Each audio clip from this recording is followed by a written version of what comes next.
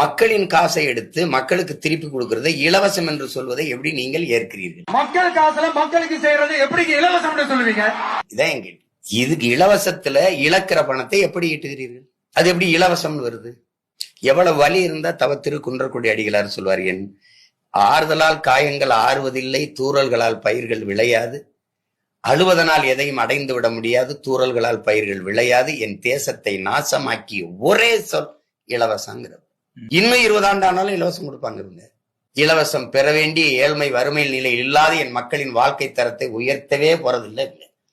ஏன்னா அந்த நேரத்துல இலவசம்ங்கிறது அந்த தேர்தல் நேரத்துல கொடுப்பாங்க. அது அந்த வாக்கை குறிவைச்சே, வாக்கை குறிவைக்கிறவன் மக்களின் வாழ்க்கையை பற்றி ஒருபோதும் சிந்திக்க மாட்டான். ஓட்டை குறிவைக்கிறவன் நாட்டை பற்றி கவலையே பட மாட்டான். ஏன்னா இங்க அரசியல் என்பது தேர்தல் அரசியல், கட்சி அரசியல் தான் இருக்கே ஒழிய மக்கள் அரசியல் இல்லை. Download ShareChat.